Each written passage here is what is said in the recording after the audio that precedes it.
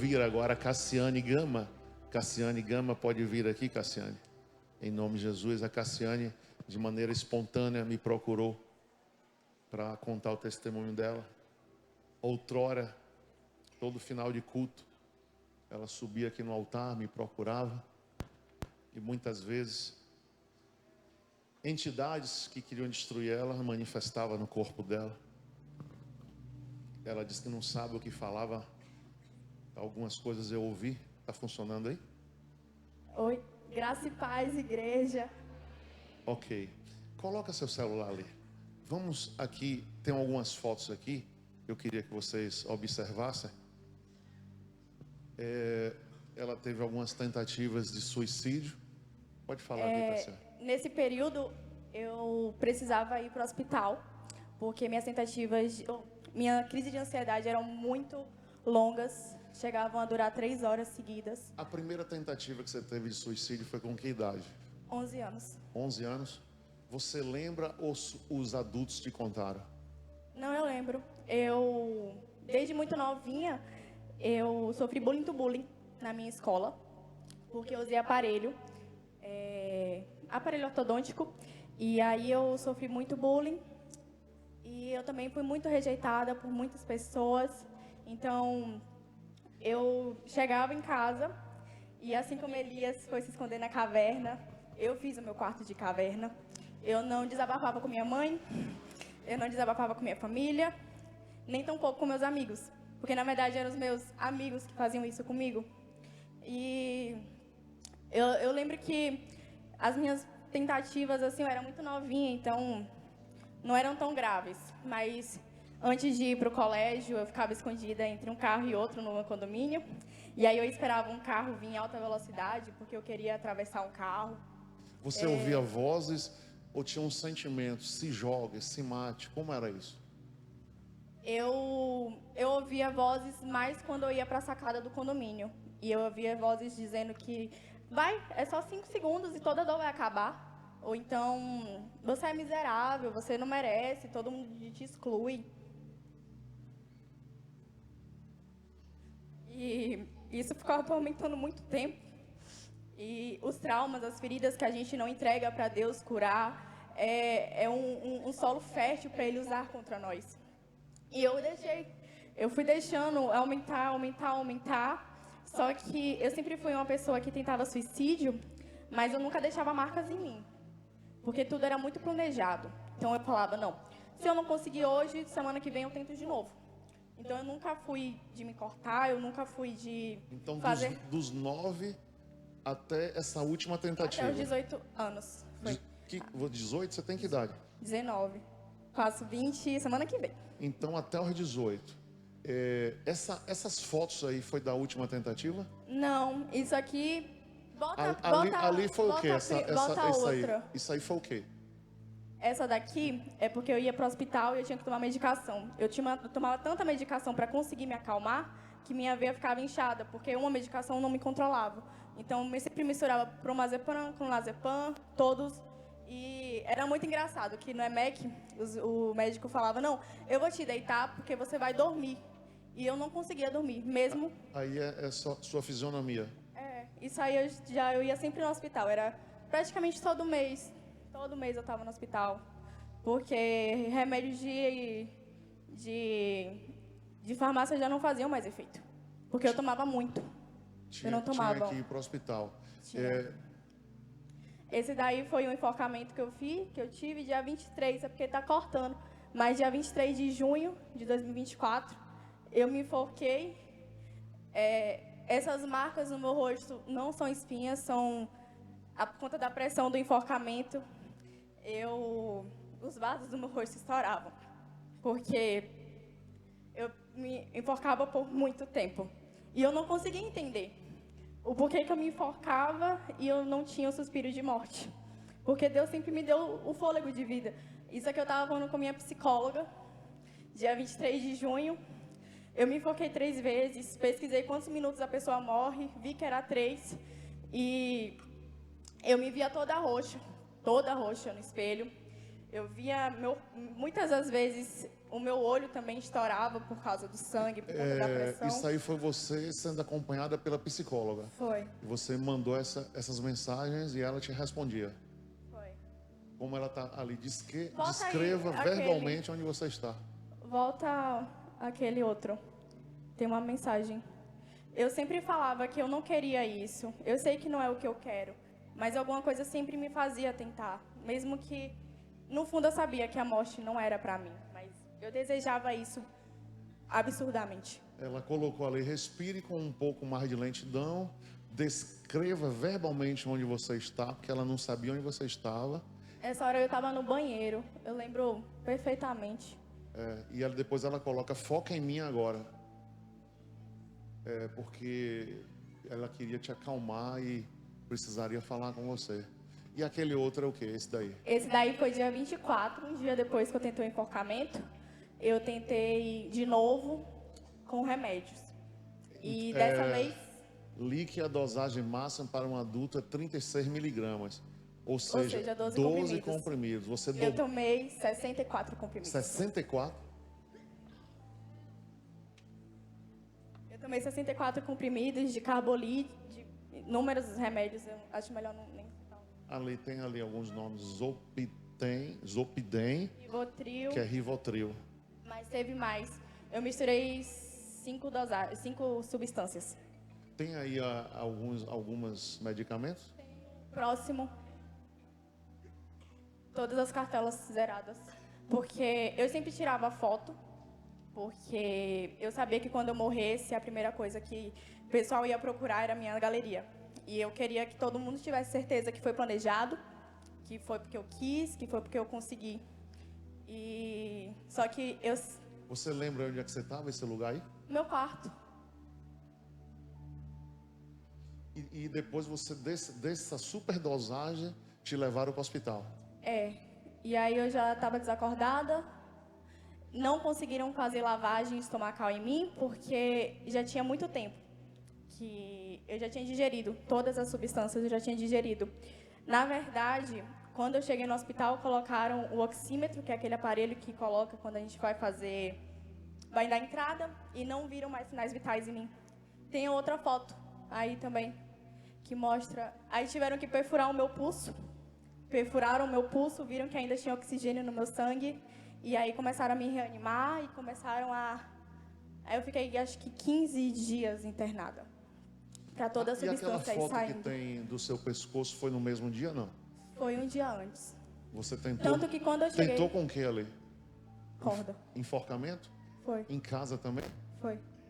Tanto que quando eu cheguei no hospital... Eu não lembro, eu não estava acordada, mas me disseram que comentaram com a minha mãe que no dia anterior ela tinha tentado um enforcamento por conta das marcas que estavam em mim. E aqui eu também estava com um semblante totalmente diferente. Deus, ele transforma vidas, ele muda cenários. O que era para ser meu sepultamento, essas fotos eram para ser comprovando a minha morte e hoje eu estou usando como testemunho, porque eu sirvo a um Deus que é especialista em mudar cenários. Aqui foi outro. Isso aqui aí já foi em setembro. Ali foi em julho. Você aqui tirava foi em setembro. foto de você deixava no celular ou você publicava? Não, sempre estava no celular. Ficava no celular. Minha mãe está vendo as fotos pela primeira vez agora, inclusive. Sua mãe está vendo o quê? As fotos pela primeira vez agora. Nunca tinha visto, não? E sua família Todas não. Sua família não mostrava isso, não? Você não mostrava? Não. Isso aí é outro remédio controlado. Todos os remédios, nenhum era fitoterapêuticos, nenhum era de farmácia, base de maracujá, todos eram controlados mesmo. E aí eu fui parar no hospital de novo, e nesse dia aí foi aí que eu percebi que Deus não queria que eu morresse. Porque nesse dia eu não fiquei internada, eu pedi para minha avó assinar o meu termo de autorização para eu sair do hospital. Eu falei para ela que eu não tinha tomado alta dosagem, mas eu tinha. E eu saí do hospital, minha avó é testemunha, com o médico falando: você vai sair e amanhã a gente vai para o seu velório, porque o seu coração vai parar, o seu sangue está totalmente intoxicado. E aí no outro dia eu lembro muito bem, eu lá na sala, eu deitei, aí eu olhei para os tetos assim, e eu fiquei aguardando a morte chegar. Eu falei, não, o médico me comprovou que eu ia morrer hoje, então eu vou morrer hoje. Então, sua última tentativa foi que data? A minha última foi em outubro. Outubro. Foi quando eu comecei o processo de libertação também com o Senhor. Outubro. Então, assim, outubro de 2024, ali foi por enforcamento. Eu tentava por tanto tempo e com tanta força que ficavam marcas, às vezes sangrava. Essas fotos aí, quem é que tirava essas fotos? Aí era eu. Eu tirava, mas nas fotos nunca deu para perceber como realmente meu pescoço estava. Isso era em casa? Era. E sua família não sabia de nada? Não. Minha mãe só soube do dia 24 de junho. Que foi quando todo mundo soube que eu tinha, que eu pensava e que eu tentava o suicídio. Pronto. Como é que você veio parar aqui nessa igreja? Ou como é que você ouviu falar de Jesus ou quis Jesus? Como é que teve esse encontro com Cristo? Quando eu saí do hospital na tentativa de junho, eu saí dia 4 de julho. E aí, dia 11 de julho, era aniversário de uma pessoa que congregava aqui, que me apresentou. Falou, não, é meu aniversário, bora lá, eu quero, a gente vai para a igreja. Aí eu vim, e Dona Fátima, Portela, obreira daqui, ela se disponibilizou a toda semana me trazer, ela queria me ver dentro da igreja. Ela lhe conheceu aqui? Ou você já conhecia antes? Eu já conhecia ela, fora. E chegou aqui e encontrou? Foi. E a pessoa que te trouxe não está aqui? Não é daqui? Não, não mais. Acho que foi um caso que você me falou. Foi. A pessoa, ok. Então, assim, e você chegou, isso aqui foi janeiro, fevereiro, março que você veio para a igreja? Não, foi em julho do ano passado. Só que eu vinha, eu assistia, eu falo que eu vinha à igreja, mas eu não era igreja, fora. Eu vinha, ouvia a palavra do Senhor, só que, assim como muita gente vem somente para cultuar, mas não vive o evangelho do lado de fora. E eu também nunca entreguei minhas dores para Cristo, nunca entreguei meus traumas, nem tampouco minha vontade de morrer. Aí eu ficava vindo, ouvia da palavra, só que meu encontro mesmo com Deus foi em outubro, que foi quando tudo mudou, que foi também quando Dona Fátima me convidou para uma vigília. Foi a primeira vez que eu vi numa vigília aqui, dia de sexta. O Senhor estava aqui, o Senhor se comoveu com a minha história. Eu lembro claramente que o Senhor me falou, não, bora ali que eu vou orar por você. Aí o Senhor me chamou para ali no canto do púlpito. E aí eu nunca acreditei nesse negócio de que a pessoa cai, e nesse negócio de oração. Eu nunca acreditei. Mal sabia eu que ia ser a próxima. Aí... eu nunca acreditei, gente. Mas aí o bispo começou a orar. Eu não lembro muito. Eu só sei que quando eu acordei, eu já estava no chão. E aí o bispo falou para mim, não, todo culto, todo final de culto, você vai me procurar. E a gente vai iniciar uma oração contigo. E aí pronto. Aí essa parte é melhor o senhor falar, porque eu já não lembro muito.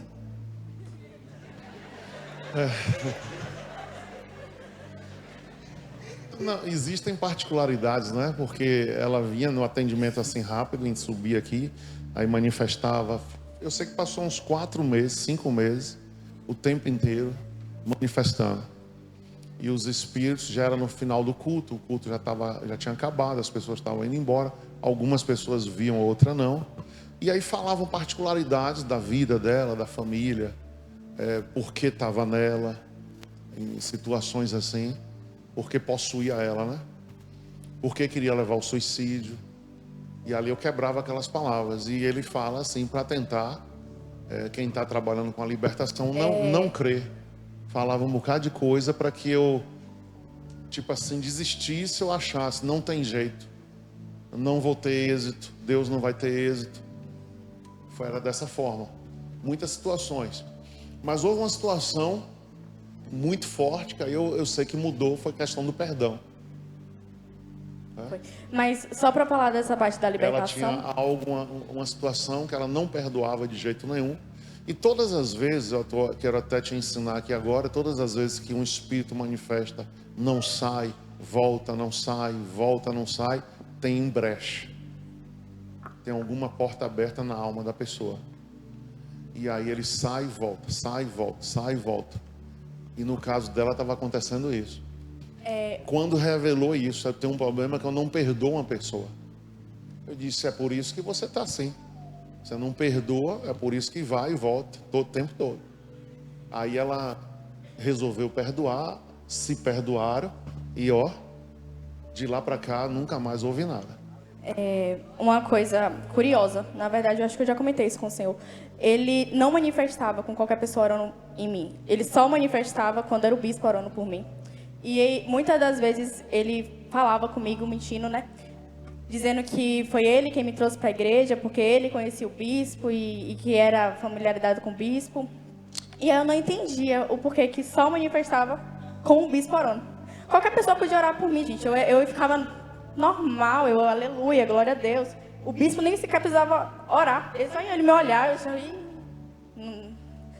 não era muito bom.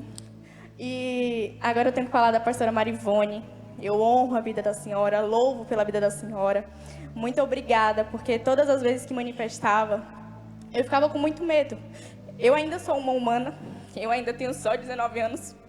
E para mim era tudo muito confuso. Quando eu acordava, eu sabia que alguma coisa maligna tinha sido manifestada em mim. E eu nunca fui em outras religiões. Eu nunca servi a outro Deus, a não ser o nosso Deus. E aí eu ia para a pastora Marivone desesperada. Eu acho que ela vai lembrar disso. Eu chegava nela, pastora, eu tô com medo, pastora. Eu tô cansada. Dói muito. E aí a pastora, não. Tudo isso é parte do processo. Tudo que você está vivendo é para você ter autoridade um dia. É porque Deus está fazendo algo novo. Eu sou muito grata ao bispo, porque o bispo ele nunca me rejeitou, ele se comoveu com minha dor. Mas eu também sei que o bispo ele fazia libertação, só que só houve avivamento em mim, porque eu muitas vezes na caverna que eu me trancava pensando em suicídio, eu falei, não, pai, agora aqui vai ser o nosso lugar de encontro. Eu quero que o Senhor venha derramar azeite em mim, derrama unção em mim. Porque se o Senhor me permitiu viver, eu já não era para estar viva. Minha mãe tinha dificuldade para engravidar. Os médicos falavam, não, você não vai engravidar. Se o Senhor permitiu viver e o Senhor não me permitiu morrer, é porque o Senhor tem um propósito para mim. Então, me deixa viver o seu propósito. Ainda que eu não acredite, eu não acreditava em mim, mas eu acreditava em um Deus que é perfeito. Eu tenho minhas limitações, mas eu sirvo a um Deus ilimitado. Eu quero agradecer também a Alex, missionário Alex, que se dedica tanto aos jovens. Obrigada, Alex, porque o Senhor tantas vezes orou por mim, intercedeu por mim desde o desfrute. Ele soube da minha história, se comoveu, me acompanhou. O trabalho que o Senhor faz nessa igreja pelos jovens é lindo, é admirável. E eu creio que o mundo fala que somos uma geração ansiosa e depressiva, mas eu creio que é uma geração de avivamento, uma geração que vai ter fome e sede de Deus. É uma geração que vai crer em Deus, eu tenho certeza disso. Pastora Marina também foi um anjo na terra para mim. Deus, ele manda anjo, gente. Eu não conseguiria nunca sozinha. Eu tenho que ter esse meu momento para honrar, para louvar as pessoas que estiveram comigo, porque assim como Elias, quando estava na caverna, desejou a morte, eu também desejei. Mas assim, ele desejou a morte, Deus, ele não, vou mandar anjos para fortalecer. Ele fez isso comigo, eu não acreditava em mim. E Deus, ele me trouxe, não foi Satanás que me trouxe a essa igreja, não, foi Deus que me trouxe. Deus, ele me trouxe, Deus, ele me fortaleceu, porque quantas vezes eu queria terminar o culto, eu passava até de cabeça abaixo, assim, né? Para o bispo não me ver. Aí o bispo, não, vem cá, a gente tem que orar. E aí, de novo, porque eu saía daqui, gente, a libertação, vocês veem, mas tem muita dor física também. Eu saía daqui com muita dor, muita dor. dor de cabeça incansável. Muitas vezes eu fui dormir com muita dor, mas eu sabia que fazia parte do processo. Não vive o propósito quem não suporta o processo. E Deus, Ele fortalece no processo. Eu era improvável. Eu nunca jamais imaginaria estar aqui falando do meio da minha vida para tantas pessoas.